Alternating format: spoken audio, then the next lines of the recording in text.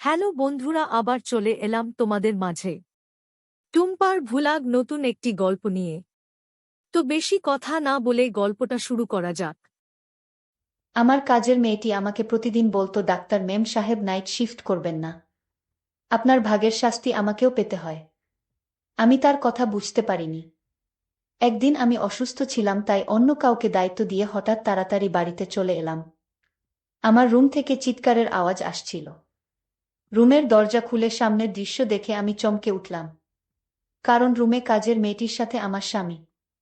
এবার আসল ঘটনাটি বলি।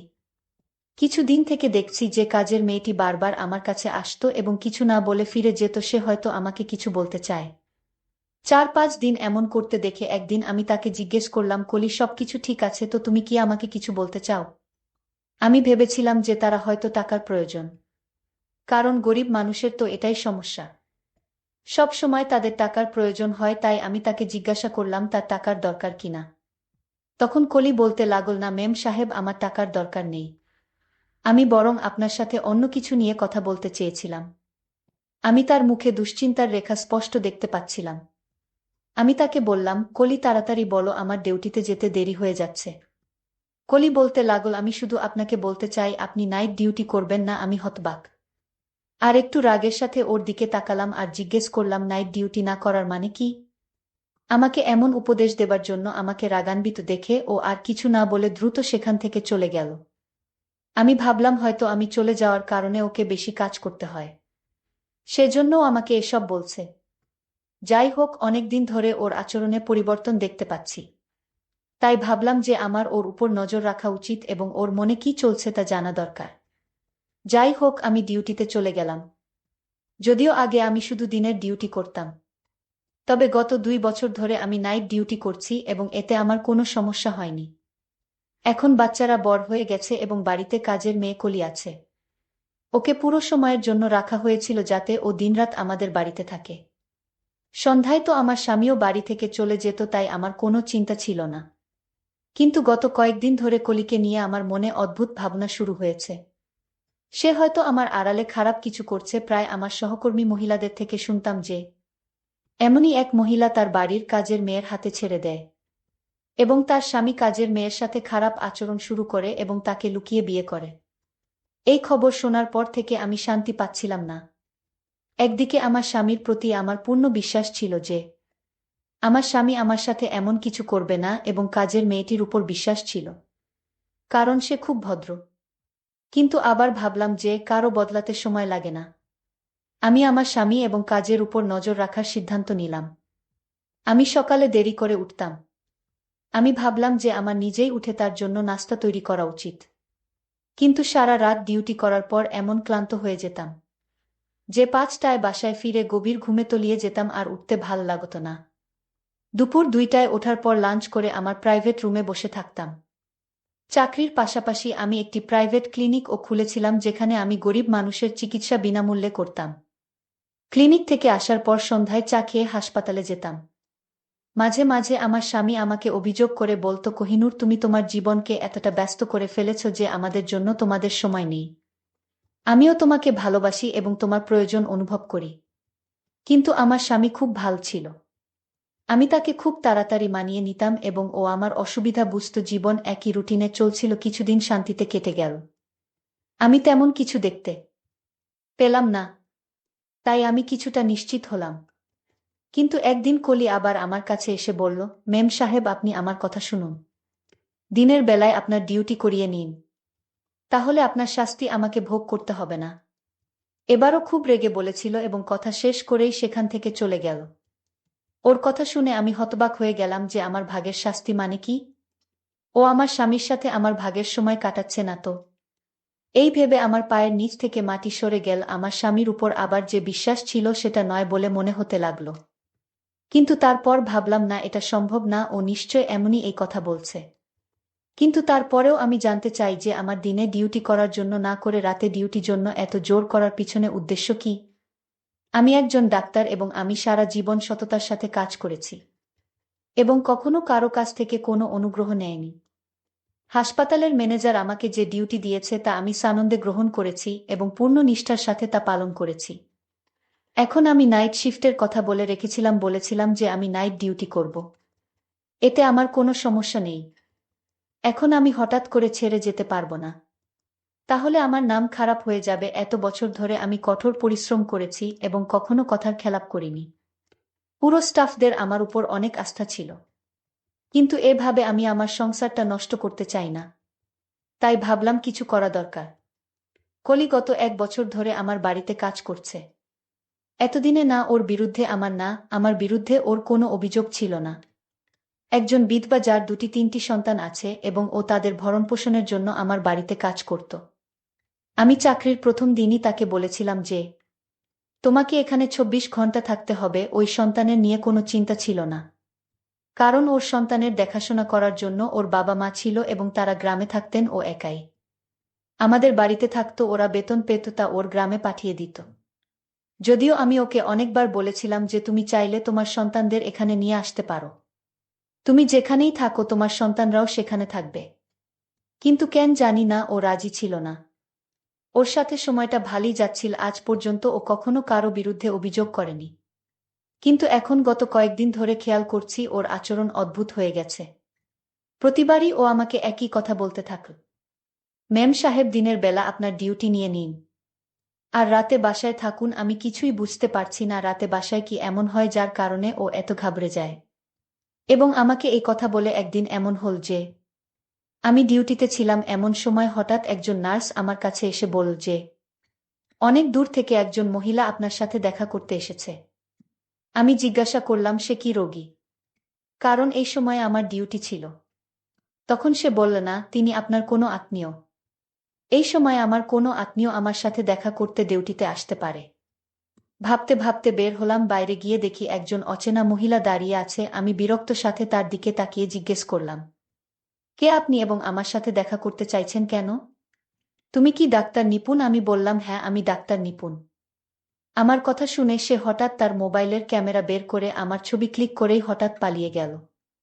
আমি কয়েক সেকেন্ডের জন্য বুঝতে পারিনি কি হলো ব্যাপারটা, এবং যখন বুঝতে পারলাম তখন সে আমার থেকে দূরে পালিয়ে গেছে। আমি তার পিছনে জোরে দৌড়ালাম যাতে তাকে জিজ্ঞেস করতে পারি কেন সে আমার ছবি তুলেছে এবং সে কে। কিন্তু সে খুব দ্রুত ছুটতে ছুটতে আমার নাগালের বাইরে চলে গিয়েছিল। আমি ফিরে এসে ভাবতে লাগলাম, এবং ভগবান, আমার সাথে এসব কি হচ্ছে? কে এই মহিলা? তার কেন এখানে এসেছিল কে জানে? আমার কিছু একটা গড়বড় মনে হচ্ছে, যেন খারাপ কিছু হতে চলেছে। আমার ষষ্ঠ এনজিও বারবার আমাকে সংকেত দিচ্ছিল যে সম্ভবত আমার জীবনে কিছু খারাপ ঘটনা ঘটতে চলেছে। আমি এটা জানতাম যে আমি আমার ফ্যামিলি, কারণ রাতে ডিউটি করে খুব ক্লান্ত হয়ে পড়তাম আর সকালে দেরি করে ঘুম থেকে উঠতাম। আমি যখন ঘুম থেকে উঠি তখন আমার স্বামী অফিসে চলে গেছে, এবং রাতে যখন আমি ডিউটিতে যাই তখনও সে অফিস থেকে আসে না। অদ্ভুত জীবন হয়ে গেছে। অনেকদিন আমার স্বামীর সাথে কথাও হচ্ছিল না। আমি এটা অনুভব করতে পেরে সাথে সাথে মোবাইল বের করে আমার স্বামীকে কল করলাম। ভাবলাম অন্তত ফোনে কথা বলি, কিন্তু সে আমার ফোন ধরছে না। তখন আমি তার অফিসের নম্বরে কল করি এবং তার কলিগ আমাকে বলেন যে তিনি গত কয়েকদিন ধরে অফিসে আসছেন না।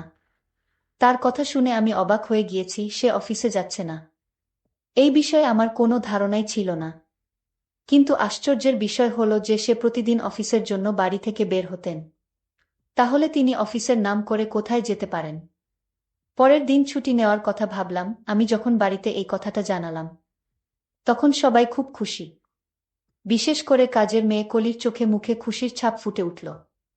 রাতে খাবার খেয়ে বাইরে হাঁটতে বের হলে দেখলাম কলি কারো সাথে ফোনে কথা বলছে আর কাউকে বলছে মেম সাহেব আজকে বাড়িতে আছেন। আজ আমার কপাল ভালো, নইলে তো তার ভাগের শাস্তি পেতে আমি হয়তো মরেই যেতাম। আমি যখন তার কাছে গেলাম সে হঠাৎ ঘাবড়ে গিয়ে ফোন কেটে দিল। আমি যখন তাকে জিজ্ঞেস করলাম তার সাথে কথা বলছে, সে বলল কারো সাথে নয়, শুধু মাকে ফোন করেছিলাম সন্তানদের খবর নেওয়ার জন্য। এখন কলির প্রতি আমার সন্দেহ বেড়ে গেল।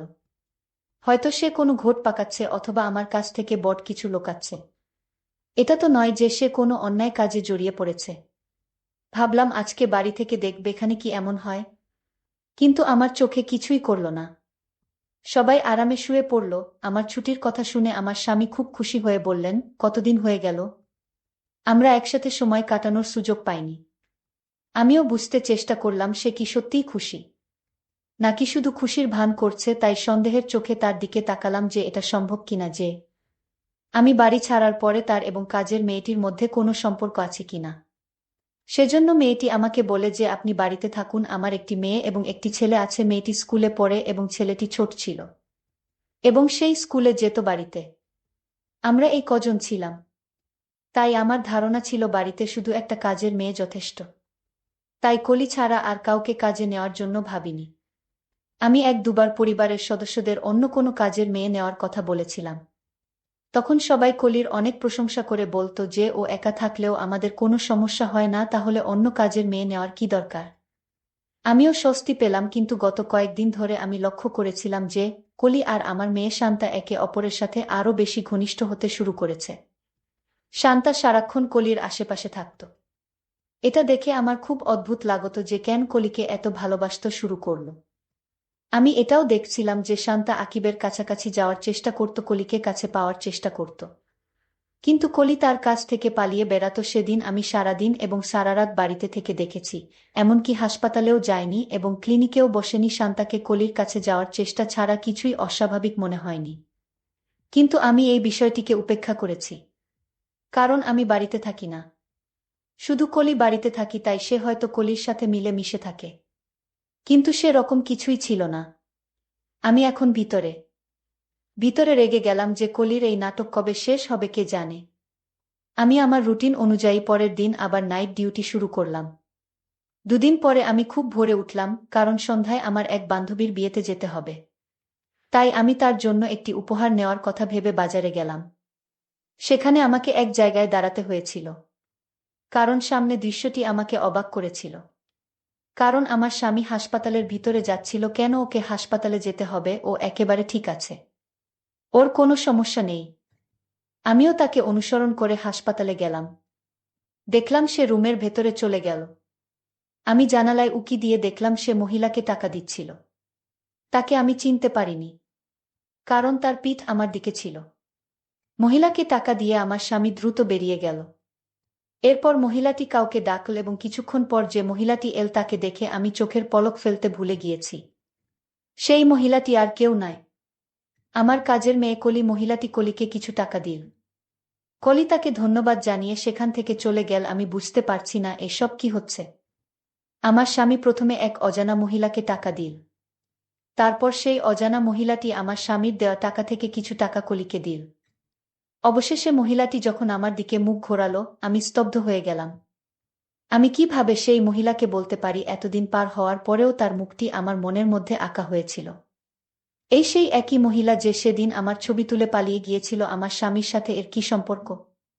আমি ভাবলাম তাকে গিয়ে জিজ্ঞেস করব, কিন্তু এরপরে আর একজন লোক এসে সেই মহিলার সাথে হাত মিলিয়ে দুজন সেখান থেকে চলে গেল। এসব দেখে এখন আমি নিশ্চিত হলাম যে আমার বিরুদ্ধে কোনো গভীর ষড়যন্ত্র করা হচ্ছে এবং এতে আমার স্বামীর সাথে আমার কাজের মেয়ে কলিও জড়িত। আমি সিদ্ধান্ত নিলাম যে আজ আমি দুজনকে হাতে নাতে ধরব। রাতে যখন আমি নাইট ডিউটিতে যাচ্ছিলাম, তখন আমার স্বামীও বাসায় এসে আমাকে বলল, চলো আমিও তোমার সাথে যাব, কিছু জরুরি কাজে শহরের বাইরে যেতে হবে। আমি চিন্তায় পড়ে গেলাম যে ও যদি বাড়ির বাইরে থাকে তাহলে কিভাবে ওদের হাতে নাতে ধরব। হাসপাতালে গিয়ে ভাবতে ভাবতে আমার মাথা ব্যথা শুরু হলো। মাথায় প্রচণ্ড ব্যথা শুরু হল। 5 জন ডাক্তার রাউন্ডে এসে আমার অবস্থা দেখে বললেন, আমার মনে হয় না তুমি রাতের ডিউটি করতে পারবে, তোমার বাড়িতে ফিরে যাওয়া উচিত। আমার এমন প্রচণ্ড মাথা ব্যথা ছিল যে আমারও মনে হয়েছিল যে আমি এখানে আর থাকতে পারবো না, নইলে আমার শরীর খারাপ হবে। আমি আমার জায়গায় অন্য একজন ডাক্তারকে ডিউটি দিয়ে এবং বাড়িতে না জানিয়ে চলে এলাম।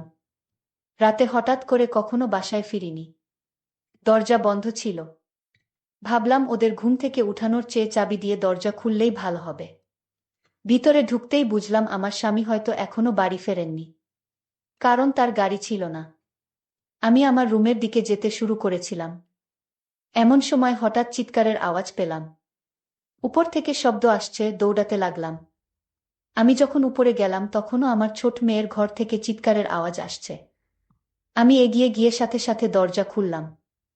সামনের দৃশ্যটা দেখে আমার নিজেরই চিৎকার বেরিয়ে গেল, কারণ এটা সেই দৃশ্য যা আমার আত্মাকে নাড়া দিয়ে দেয়। আমি দেখলাম আমার মেয়ে বাজেভাবে কলিকে মারছে আর কলি গলা চিরে চিৎকার করছে। এগিয়ে গিয়ে ওকে সরিয়ে দিলাম। আমাকে দেখেও বিরক্ত হয়ে গেল আমার মেয়ে। এদিকে আমাকে দেখে কলি তাড়াতাড়ি আমার পিছনে লুকিয়ে বলল, এই জন্যই তো আপনাকে নাইট ডিউটি না করতে বললাম। কারণ আপনি চলে যাবার পর আমার সাথে এটাই ঘটে, আপনার মেয়ে আমাকে প্রতিরাতে আমাকে মারধর করে। এবং এটা আজ থেকে নয়, অনেক দিন ধরে এমন। আর আপনার মেয়ের যন্ত্রণা আমার সহ্য করতে হচ্ছে। আপনি যখন রাতে ডিউটিতে চলে যান তখন আপনার মেয়ে আমাকে প্রতিরাতে গলা ধরে আমাকে মারতে শুরু করে। আমি কাজের মেয়ের কথা শুনে অনেক চিন্তায় পড়ে গেলাম। তাহলে আমার মেয়ের কি হয়েছে যে আমার স্বামী এবং তোমাকে মারধর করে? তারপর আমার মেয়েকে একজন মানসিক ডাক্তারের কাছে নিয়ে গেলাম। মানসিক ডাক্তার বলল, আপনার মেয়ের কিছু হয়নি। আপনার মেয়ে বাবা মায়ের ভালোবাসা পায়নি। আর তাই আপনার মেয়ের এমন অবস্থা। আপনি থাকেন রাতে ডিউটিতে আর আপনার স্বামী থাকে দিনে ডিউটিতে। আর তাই আপনার মেয়ে আপনাদের ভালোবাসা থেকে বঞ্চিত হয়। সে একাকিত্ব হয়ে যায়। আর এই জন্যই আপনার মেয়ে মানসিকভাবে ভেঙে পড়ে। এখন থেকে আপনারা ওকে সময় দিন। তাহলে সব ঠিক হয়ে যাবে। বন্ধুরা, আজকের গল্পটি কেমন লাগলো তা অবশ্যই কমেন্ট করে জানাবেন। আর আপনার কোন ধরনের গল্প শুনতে ভালোবাসেন তা কমেন্ট করে জানাতে ভুলবেন না। এরকম নতুন নতুন গল্প পেতে আমার চ্যানেলটিকে সাবস্ক্রাইব করে পাশে থাকবেন। ধন্যবাদ।